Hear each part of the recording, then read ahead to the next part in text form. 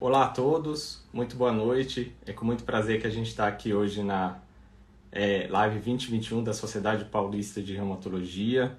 É com muito prazer que a gente recebe todos vocês aqui mais uma vez. Hoje a gente tem um tema muito especial, tanto para médicos como para pacientes.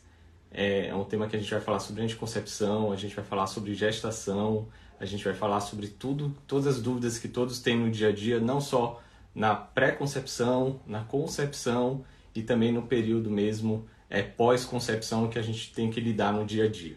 Esse tema é muito importante, porque a gente lida todos os dias com pacientes jovens, mulheres que têm seus desejos, que têm a vida inteira pela frente, que têm muita vontade de ter esse desejo de gestação.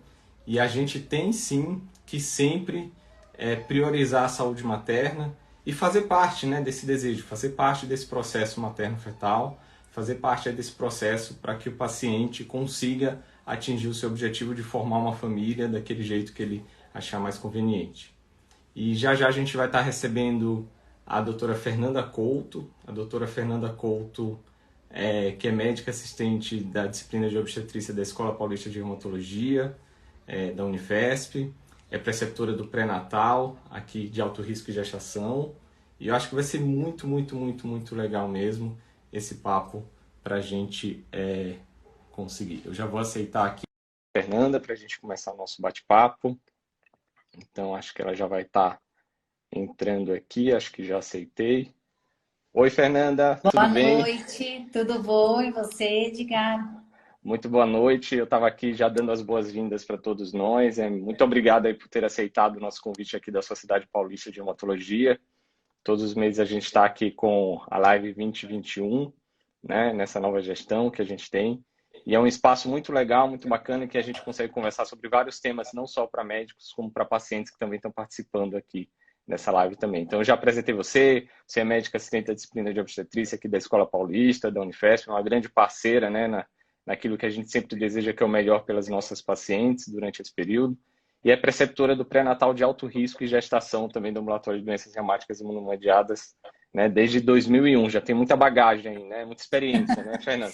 É, a gente começou com esse ambulatório, não existia ainda, e a gente começou e aí foi agregando aos pacientes com trombofilia também, a idade materna, e depois estou também na doença renal, com as transplantadas, que também tem várias lúpicas, né, em comum. E é isso, eu agradeço o convite. Para mim, o intercâmbio com a Reumato, a gente se fala muito, né? E troca muita experiência. No começo, a professora Emília Sato deu um super suporte nesse ambulatório, porque você sabia pouco, acho que até o prognóstico dessas doenças da gestação nas doenças reumáticas melhorou muito nesses 20 anos, né? Graças ao mais conhecimento e tudo mais. E acho que é super importante o intercâmbio das especialidades, né, Edgar? E é bom que a gente faz ambulatório no mesmo dia, né? De para um lado para o Sim, outro, né? é. Então vamos começar, Fernanda, assim falando. Eu vou fazer uma pergunta inicial até que as pessoas comecem a fazer as perguntas. Então mandem as suas perguntas, tirem as suas dúvidas, médicos, pacientes. Acho que vai ser muito legal essa troca de experiência também. Fernanda, assim, qual que é a importância do planejamento da gestação nas doenças crônicas, especialmente nas doenças reumáticas imunomediadas, né? Então, assim, o quão importante é esse processo para um bom desfecho, né, materno-fetal, né? Então, eu acho que isso o planejamento é primordial, né? Então, a gente pede, por exemplo, no lúpus, vou dar o exemplo do lúpus, a gente pede que a paciente, pelo menos nos 6 meses anteriores, ela iniciar a tentativa da concepção, que ela esteja fora de atividade da doença e tem uma necessidade de corticoterapia em dose baixa, que aí vem junto, né, com a ausência de atividade. E o muito importante para o prognóstico da gestação é a gente adequar o uso das medicações e não usar medicação teratogênica. Não sei se tem paciente teratogênica, medicação que vai causar malformação no feto. Então, quais são os perigos? A doença estar em atividade, e você tem um mau prognóstico na gestação, estar usando uma medicação que vai acarretar malformação no feto, né? E adequar as medicações antes, bem antes do planejamento da gestação e ficar estável com a medicação nova para depois iniciar as tentativas de gravidez. Eu acho que esses pontos, né, Fernando, são fundamentais, né? Eu acho assim, a gente tentar reconhecer qual é a doença que a gente está lidando, se é lúpus, se é artrite reumatoide, se é espôndilo, né, se é esclerose, ou seja, as doenças funcionam muitas vezes de maneira diferente, né, em relação à atividade, períodos de atividade. Tentar identificar, acho que isso é muito importante, né? Tentar identificar e conversar com a paciente. A doença está ativa ou não está ativa? Será que esse é o melhor momento mesmo para engravidar? Será que se a gente esperar um pouco mais, a paciente vai ter um momento? Então, no lúpus a gente fala muito hoje disso mesmo, né? Pelo menos 6 meses com doença fora de atividade, né? Isso é importante para a gestação. E aí, conhecer essa doença, né? E quais são as características, se ela tem atividade renal e ela está com uma nefrite lúpica, no momento a gente sabe que o prognóstico é pior, né? Não sei se você quer falar já das coisas específicas, quer começar com contracepção. Não, então vamos lá. Antes de engravidar, é importante assim, né? Então, quando a gente identifica, né, se esse não é o melhor momento, né? A doença está ativa, ou existe alguma contraindicação no momento para não engravidar, né? Por algum motivo, seja da própria doença, por alguma comorbidade que a paciente apresente que não esteja completamente controlada, ou por alguma medicação que não possa ser suspensa naquele período, sob risco de atividade, a gente tem que orientar o paciente. Não dá para dar um tapinha nas costas e falar assim, olha, não engravida e fica por isso mesmo. Então, como que a gente pode orientar e quais são os principais métodos contraceptivos para que a gente consiga evitar, ou melhor, não evitar, para que a gente consiga planejar melhor a gravidez, né, da paciente, Sim. Fernanda? Assim, Então, acho que o primordial é a gente separar as pacientes em grupos. Ela tem só uma doença reumática e ela tem associação com anticorpo antifosfolípide, ela tem um SAF secundário ou um SAF primário ou secundário associado a alguma outra doença reumática ou não.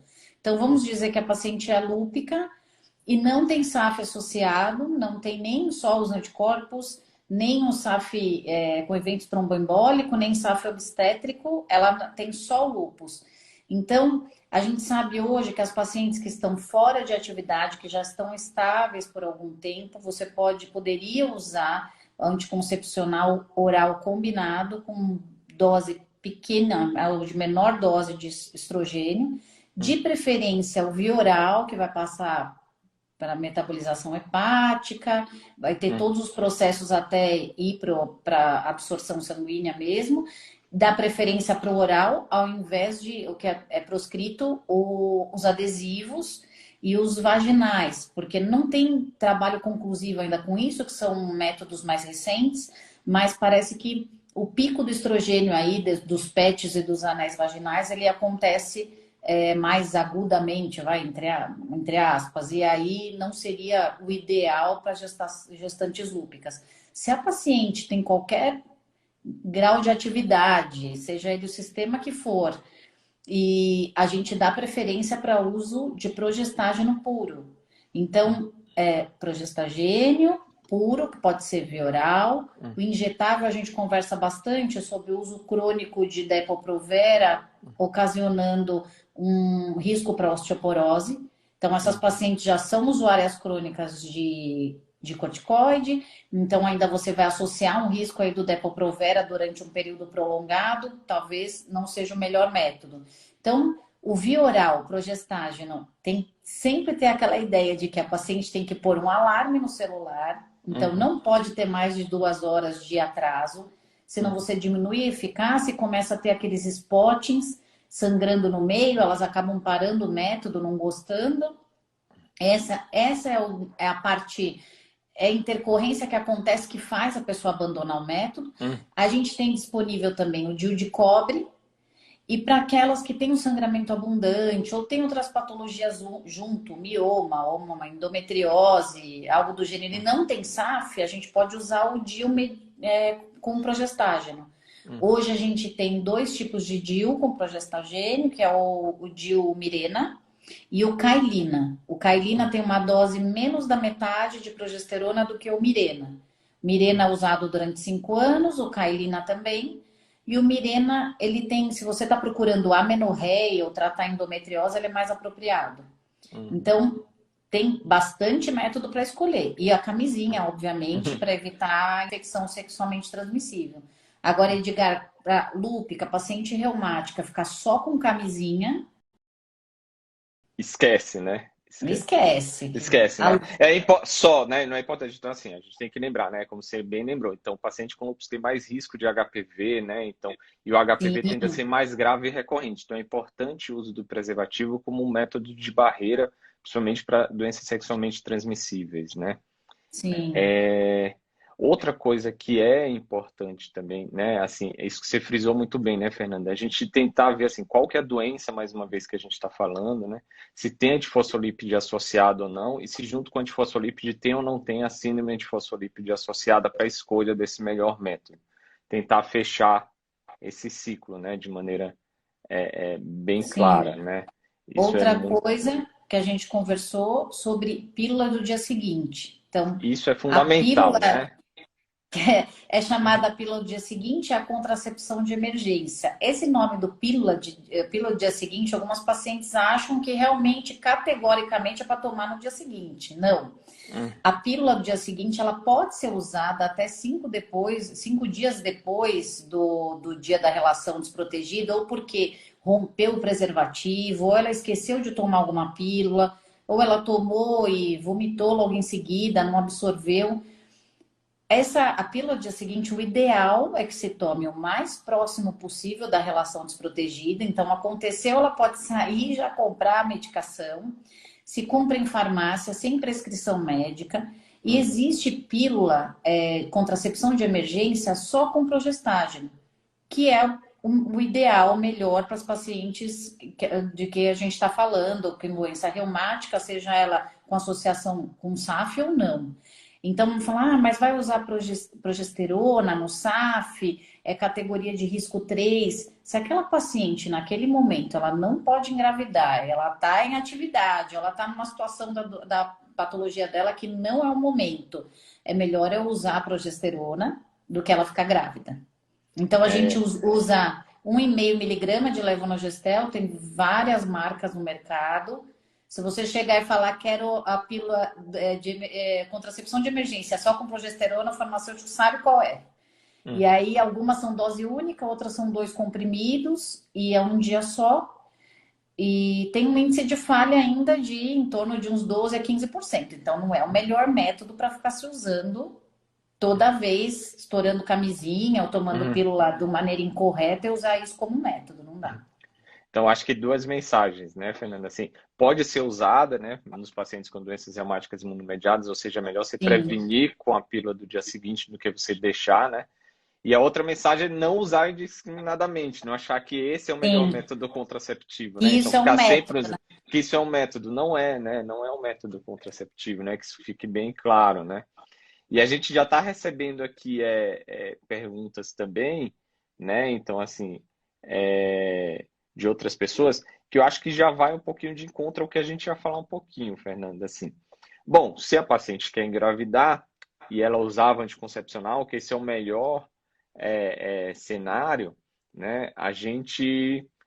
Como que a gente vai começar em relação a liberar essa gestação, né? Qual a melhor maneira de liberar? Suspendendo o anticoncepcional e fazendo uma reconciliação medicamentosa, né? E a gente já tem várias perguntas aqui de pessoas muito queridas, da Ana Carla lá de João Pessoa, a Bárbara de Belém, beijos para todo mundo, né, que estão ouvindo a gente.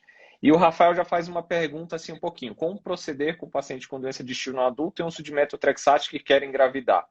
Se você quiser falar um pouquinho das medicações, depois eu entro um pouquinho mais na doença Tá. de estilo Eu em posso si, falar né, que é um do pouco... metotrexate, né? Então, o Uhum, metotrexate, o ideal é que a gente suspenda 6 meses antes, mas 3 meses é suficiente para você não uhum, acarretar em nenhum prejuízo, uma teratogenicidade aí para o feto. O risco de malformação é grande, né? Se ela engravidar usando o metotrexate, então isso acho que começou o metotrexate, a primeira coisa, um método contraceptivo com eficácia elevada, né? Então, se não puder usar a pílula de progestagem, não, pelo menos um DIU de cobre, algum método que realmente seja eficaz. Aí, o metotrexate é interrompido pelo menos 3 meses antes de iniciar as tentativas de gravidez e a gente introduz o ácido fólico na dose de 5 miligramas por dia, direto para prevenção de malformação de tubo neural. Então, as malformações de tubo neural, elas acontecem muito precocemente, quando começou o atraso menstrual. Então, às vezes, nem teve o tempo ali da paciente saber que está gestante. E se ela tiver um tempo menor que esses 3 meses, tem um risco grande dela ter alguma malformação relacionada à carência do ácido fólico. Então, só lembrando assim, né? Então, metotrexate, micofenolato, ciclofosfamida e talidomida nas mulheres deve ser Sim, suspensa pelo menos 3 meses antes da gravidez, né? São aquelas que a gente tem que ficar mais atento, né? Então, essas medicações têm que ter suspensas. Aí a pergunta do Rafael entra mais de cara com a doença de estilo no adulto, quando quer engravidar. Eu acho que a primeira coisa, Rafael, é assim, a gente tentar ver se a doença está em atividade ou não está em atividade. Se ela precisa de uma outra medicação ou não para o controle da atividade da doença, né? E se ela precisar, qual seria a droga que eu poderia colocar frente da doença de estilo, por exemplo? Drogas que podem ser usadas de uma maneira geral durante a gestação: azatioprina, colchicina, hidroxicloroquina, inibidores de TNF, ciclosporina, tacrolimus, né, podem ser utilizados também durante a gestação. Então, a gente pode tentar aí achar dentro do espectro de doença dela qual seria eventualmente a melhor droga para esse paciente se ele precisar. Se é um paciente que está com doença controlada, e eu acho que não, porque senão ele, né, já teria tirado o metotrexate, mas seria tirar o metotrexate, esperar 3 meses, não. Senão você tentar fazer o switch para uma droga que possa ser utilizada durante a gestação e tentar fazer com que essa gestação seja de segurança. Mas se é uma doença que está ativa, avaliar se realmente esse é o melhor momento para a gestação. É muito ruim você engravidar com a doença ativa. Então, controlar a atividade de doença, manter aquela doença estável com a medicação é o melhor dos cenários que a gente pode, por pelo menos 6 meses, né? Então, se der para esperar um pouquinho. E uma coisa importante também, né, Edgar, não só a atividade da doença, a gente tem que ter esse período de observação fora de atividade, e eu acho que é bem importante como é que está o estado de saúde daquela paciente no momento. Ela pode ter sequelas, apesar de estar fora de atividade, ela pode ter sequelas aí, danos de órgãos-alvo relacionados à doença que ela tem, né, Edgar? uhum. Eu Então, acho que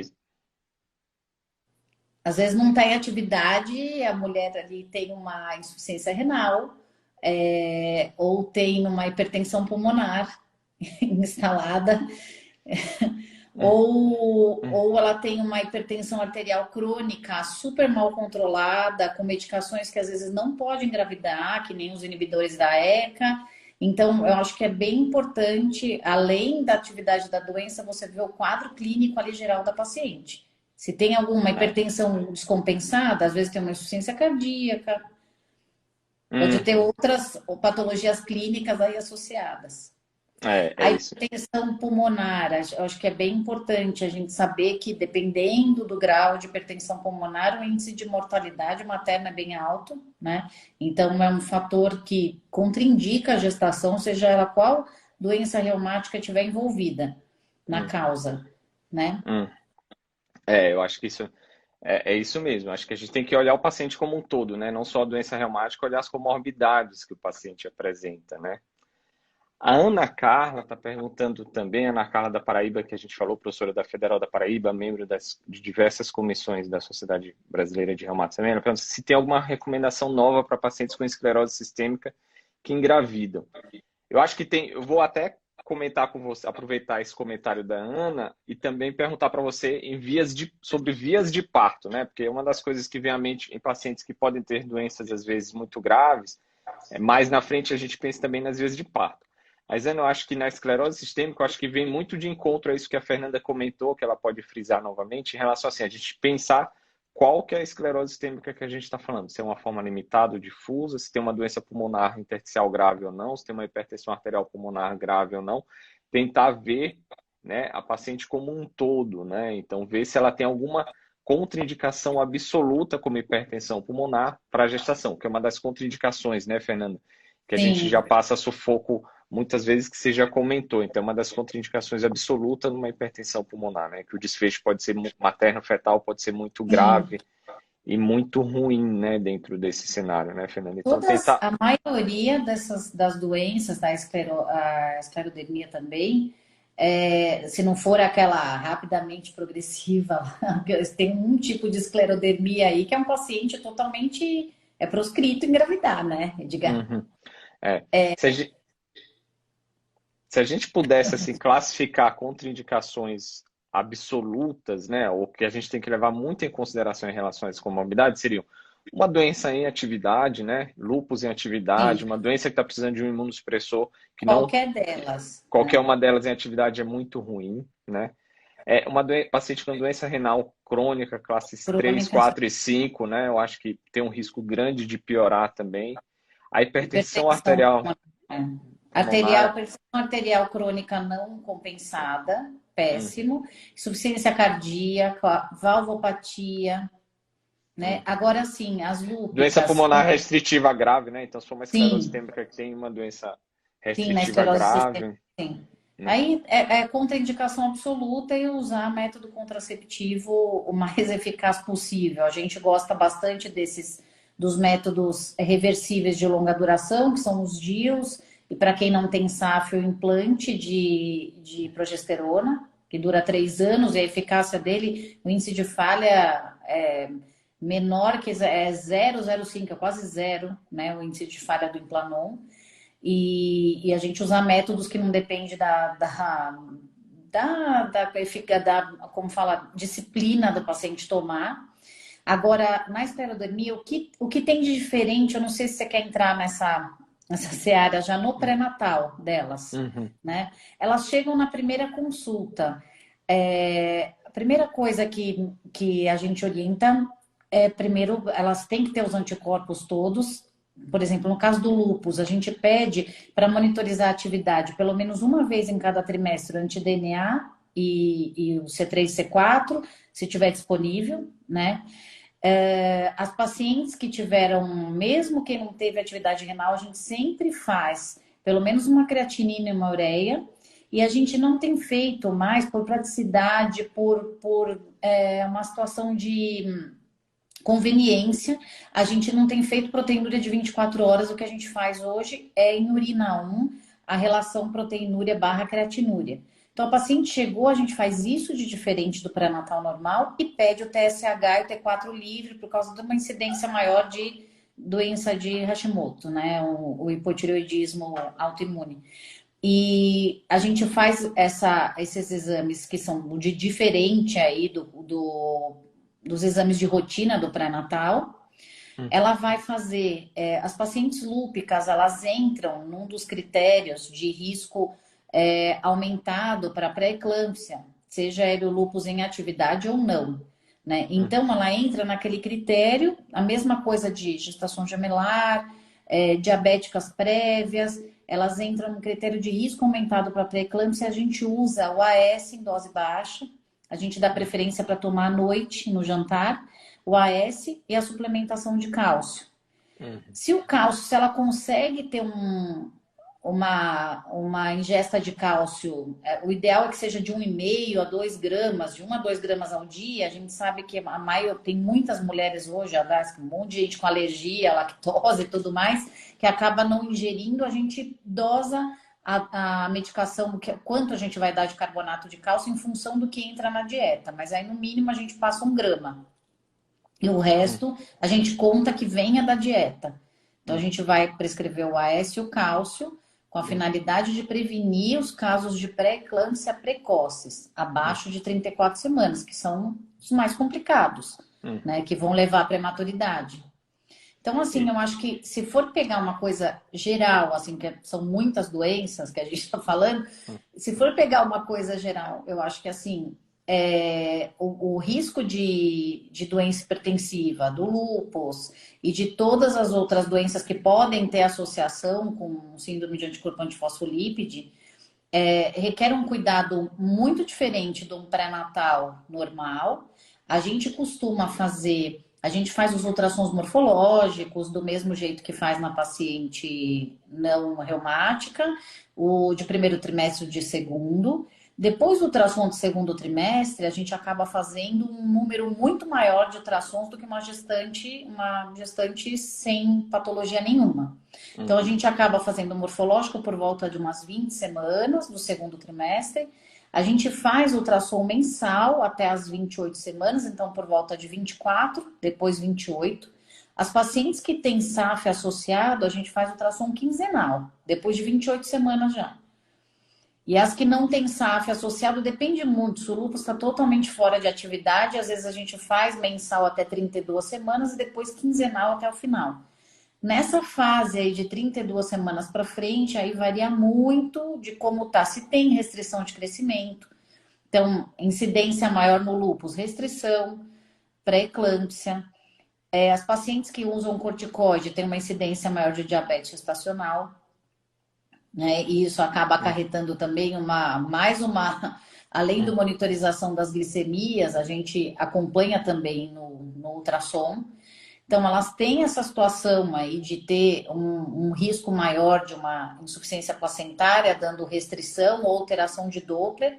Então, a gente faz esse acompanhamento bem mais de perto. Elas vão fazer... Não dá para fazer um pré-natal desse numa UBS, que não tenha equipe multidisciplinar, o reumato, o obstetra e uma equipe de medicina fetal, que possa fazer ultrassom e os Dopplers delas com frequência. Não fica uma coisa bem desconectada, assim. E dentro da pergunta da Ana Carla, né, também que ela perguntou da esclero, ela pergunta também gestação planejada, primigesta, se pode usar AS, alguma evidência para os melhores desfechos. E ela fala que tem a presença do anticoagulante lúpico, mas sem evento prévio. Mas acho que é bem isso mesmo, né, cara? Se tem anticoagulante lúpico positivo, a gente já deixa o AS e ela não tem SAF, ou seja, a gente não vai tratar com uma síndrome antifosfolípica, mesmo que não seja lúpus, pelo menos o AS a gente já deixa, né? E aí sim, se ela tem SAF, a gente vai tratar como SAF mesmo, como síndrome antifosfolípica, mas se tem um anticoagulante lúpico, que é um de risco também, a gente já vai deixar pelo menos o AS, mesmo que não seja lúpus, né? Mesmo que ela, porque não hoje seja em dia, lúpus, né? diga, Que seja esclerose sistêmica, né? Mesmo que seja esclerose sim. sistêmica. Se for mesmo o serviço privado, que a gente tem visto alguns colegas pedindo aleatoriamente, às vezes. Então, tem paciente que fala, putz, mas por que pediu, né, isso? Tem paciente que faz e vem com anticoagulante lúpico positivo. E aí não teve nem mal passado obstétrico e nem evento tromboembólico. Não fecha para nada. Aí você deixa o AS. Acaba deixando, né? Às vezes.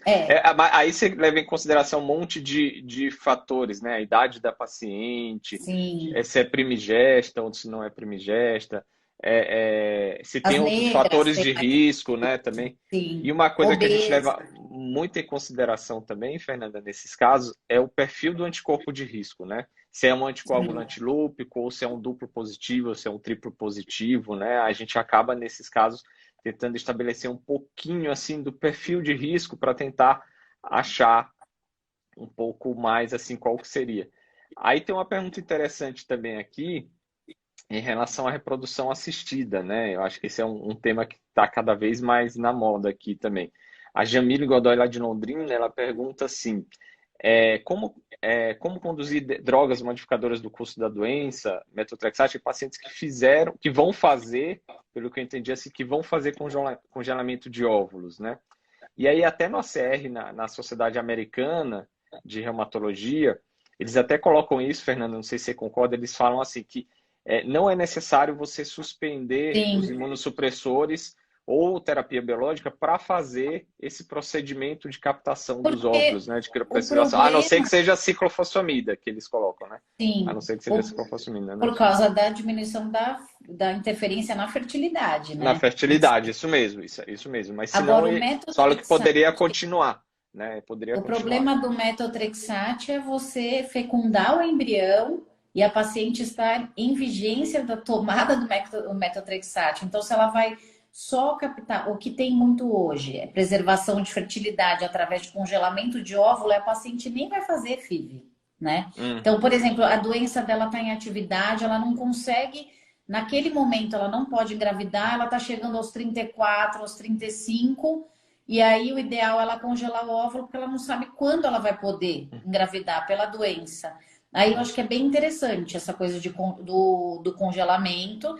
O que se faz de diferente é usar as medicações inibidoras de aromatase nas lúpicas, principalmente que estão em atividade, para você não ficar fazendo picos de estrogênio, que é o que se faz na paciente, por exemplo, que tem risco muito alto para câncer de mama ou está num tratamento aí e precisa preservar a fertilidade, guardar o óvulo, guardar o ócito.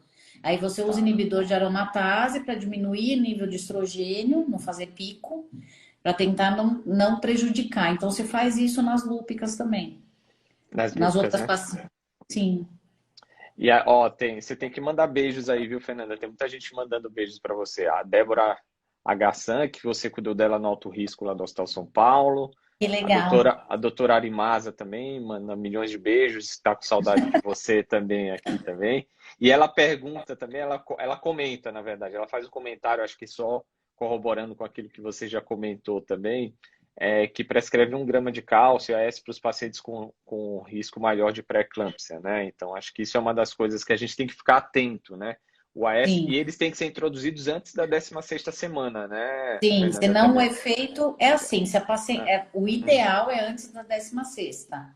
Aham. Então, a maioria das pacientes, a gente introduz logo que termina o primeiro trimestre, 12 semanas, por aí, e mantém, não tem problema essa dose, se fizer antes no primeiro trimestre, não tem grandes problemas, mas também talvez não faça muita diferença. Então, a gente prescreve com 12 semanas e ela vai usar hoje, nas diretrizes que tem inclusive de hipertensão, se fala que não vai ter, que você não tem, entre a parada do AS e o término do efeito que o AS faz em relação à coagulação, demora mais ou menos 3 semanas. 1 semana é o mínimo, né? Então, antes a gente pedia para parar com 36 semanas, como essas pacientes acabam tendo eventos em relação à restrição de crescimento ou alteração de Doppler, oligoâmino, às vezes acaba que a gente tem que suspender meio em cima da hora, mas não precisa ter medo da coisa, não vai causar grandes sangramentos, hemorragia. Dá para anestesiar, fazer tudo, né? Não tem problema Sim, dá nenhum. para fazer A gente tudo. tem, dá para ter cuidado, tem, né? Quando não, dá para ter sem problemas maiores, sem intercorrências. Sim.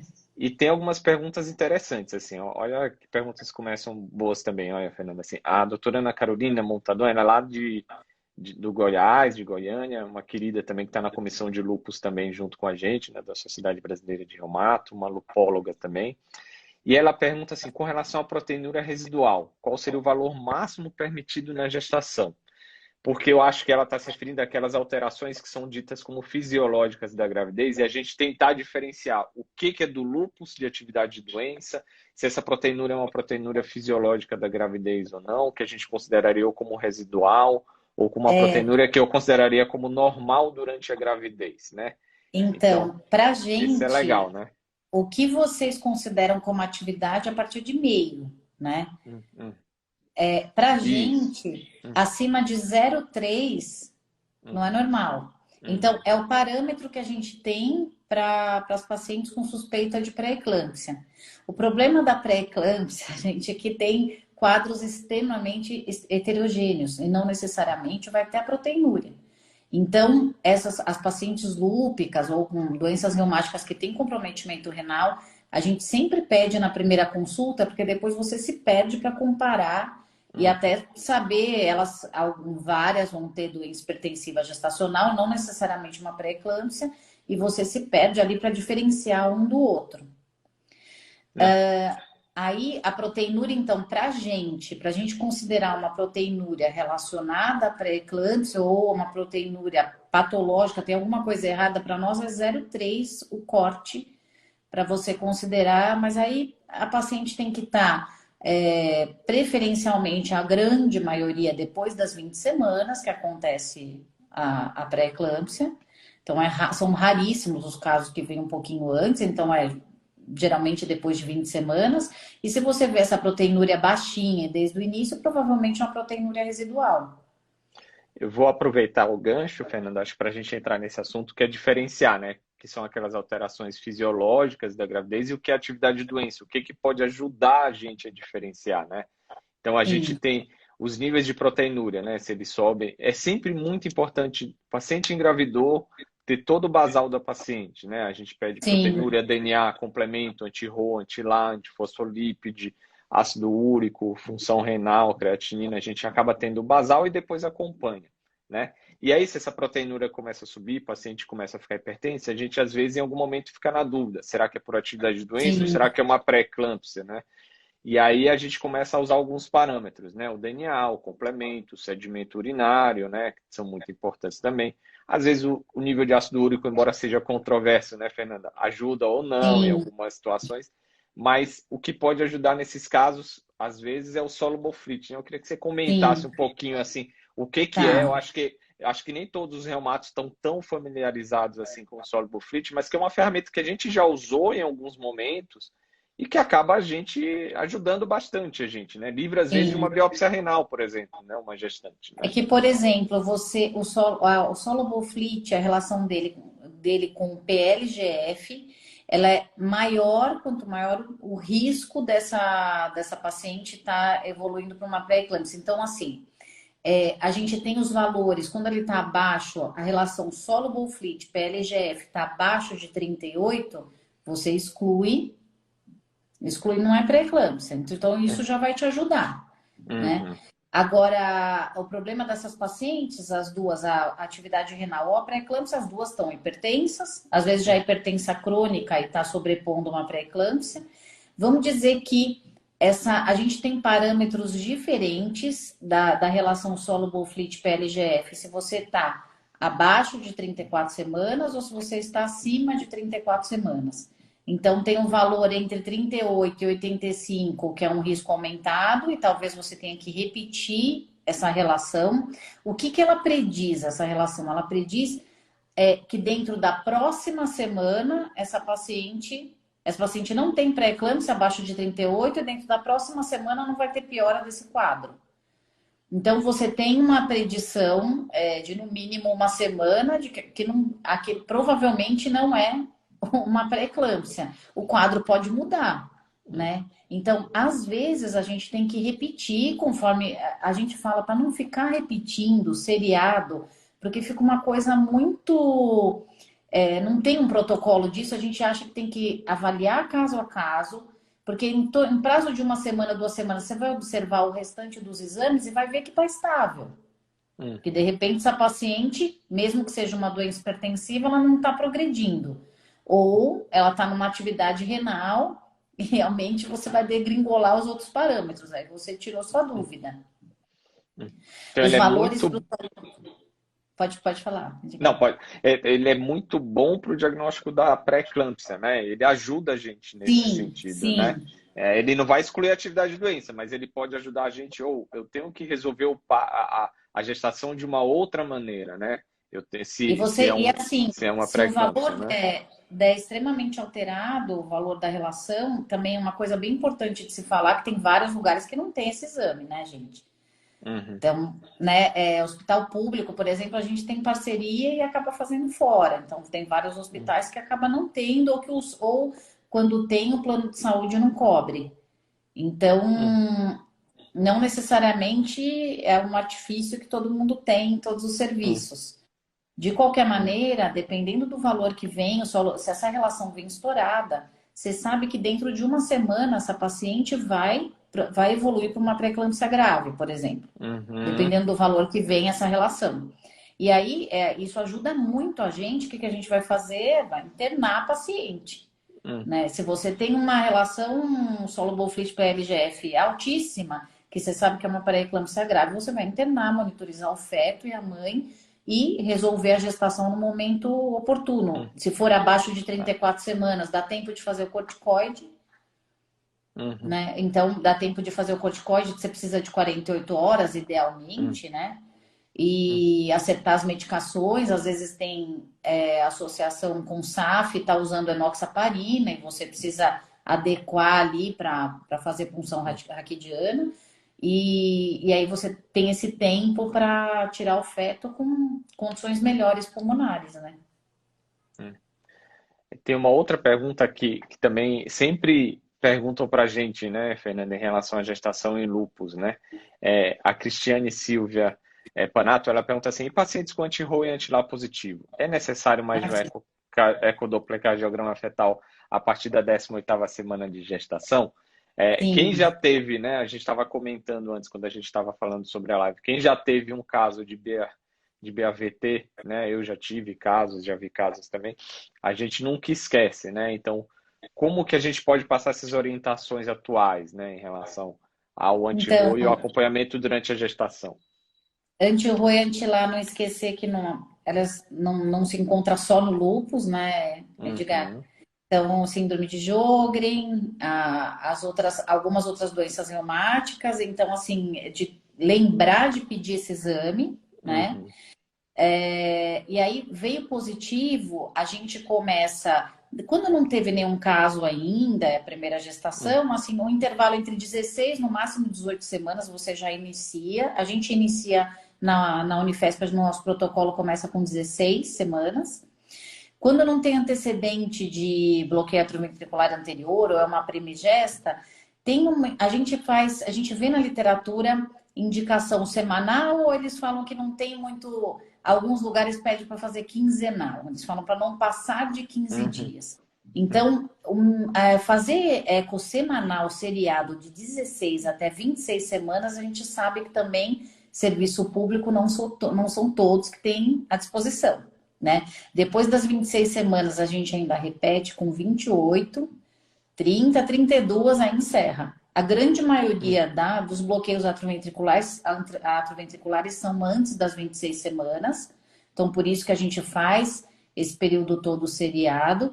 E o ideal, por que uma semana de prazo? Porque o ideal é que você faça o diagnóstico nos bloqueios iniciais, de primeiro e segundo grau, e não no bloqueio atrioventricular total, quando já não tem muita uhum, resposta nenhuma terapêutica. uhum. E aí, o tratamento para os bloqueios iniciais é o corticoide, que atravessa a barreira e vai tratar ali o processo inflamatório no nódulo ventricular. Uhum. Então, aí tem que ser a dexametasona, a dose Então, normalmente de 4 miligramas. uhum. Pode acontecer de não responder, evoluir para anasarca, insuficiência cardíaca e anasarca, e de repente ter que fazer o parto. E uma porcentagem razoável tem o uso de marca-passo depois, né? Marca-passo É, permanente.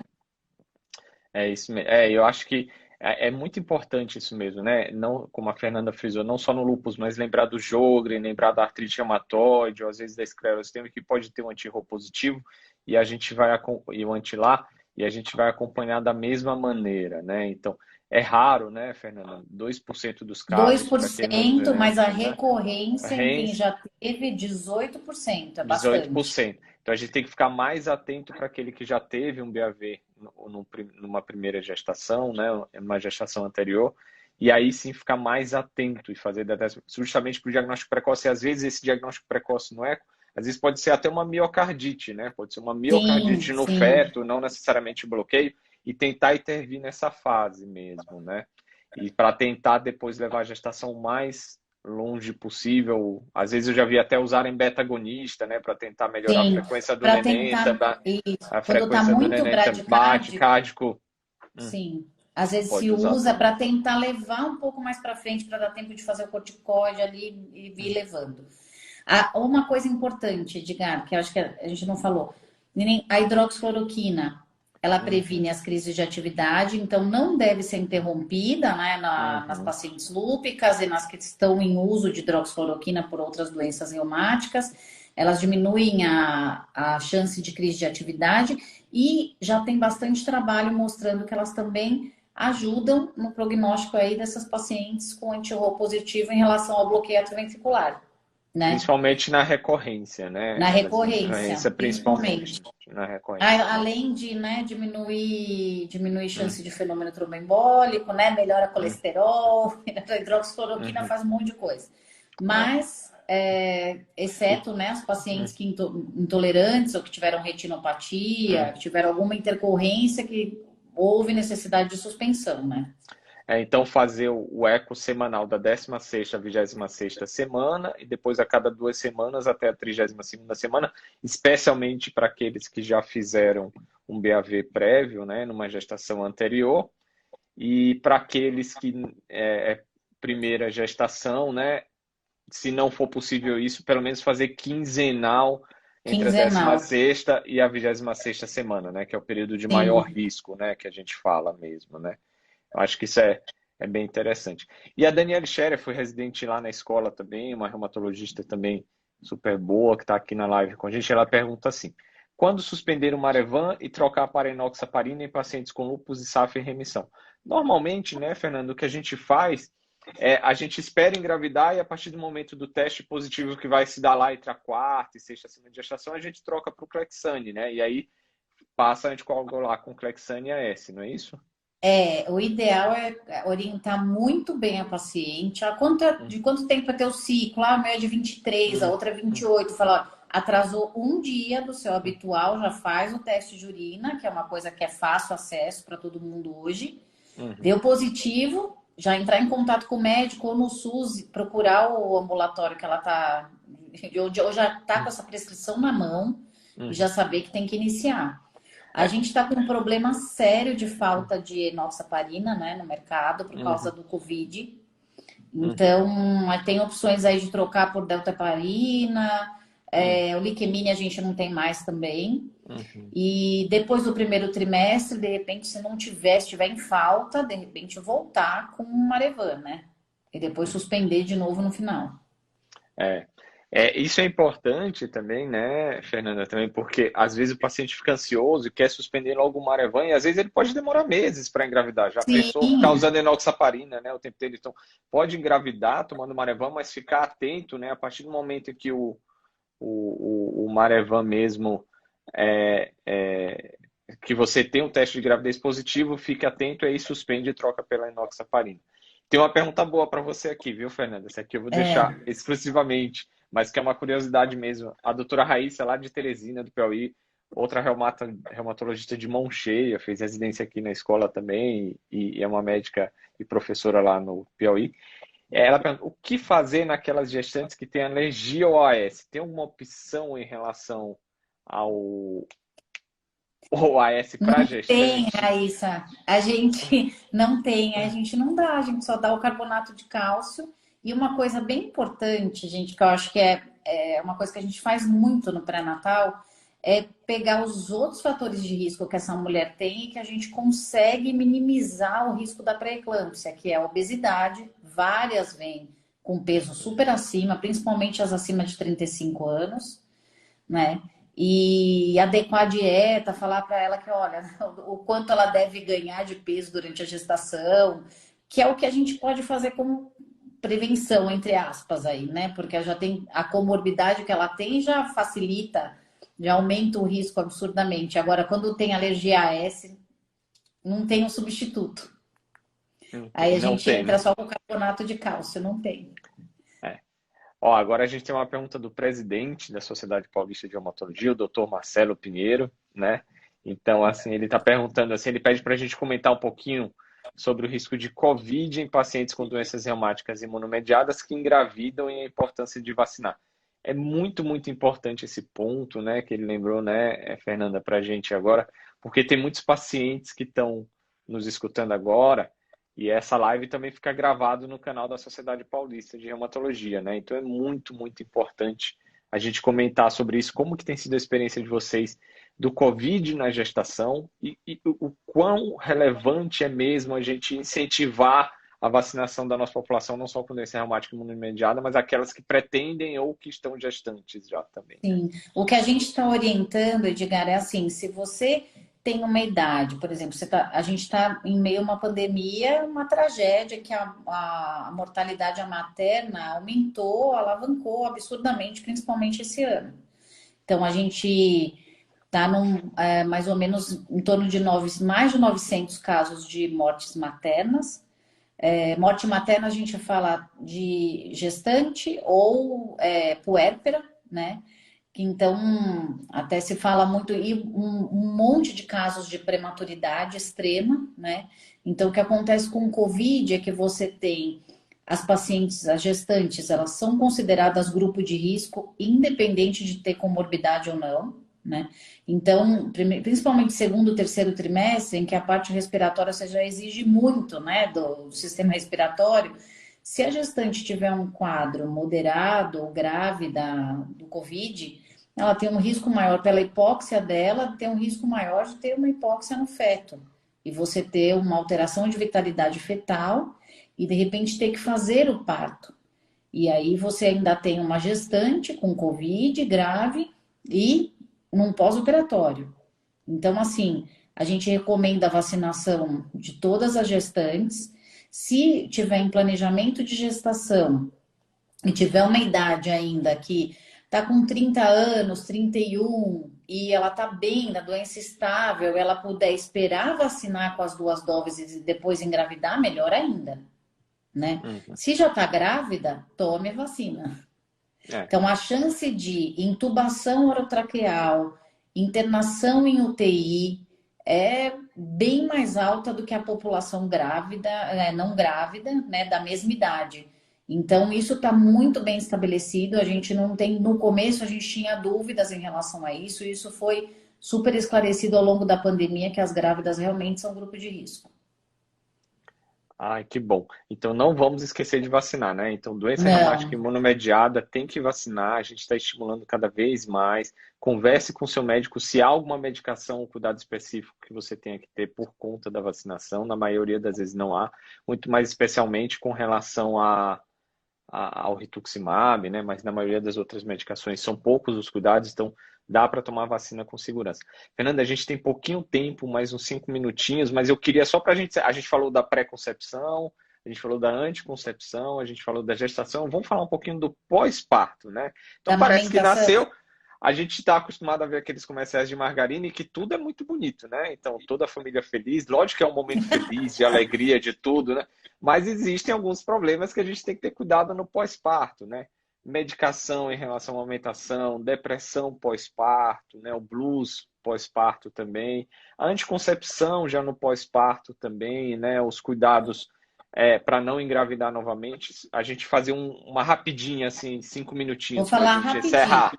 Sim, vamos dizer na lúpica que não tem SAF. Então, eu posso usar progesterona na amamentação, tranquilamente. Eu posso colocar um DIU pós-parto imediato. Então, eu posso usar um DIU de cobre ou um DIU, um sistema intrauterino com progesterona. Se ela não tem SAF, eu posso colocar no pós-parto imediato.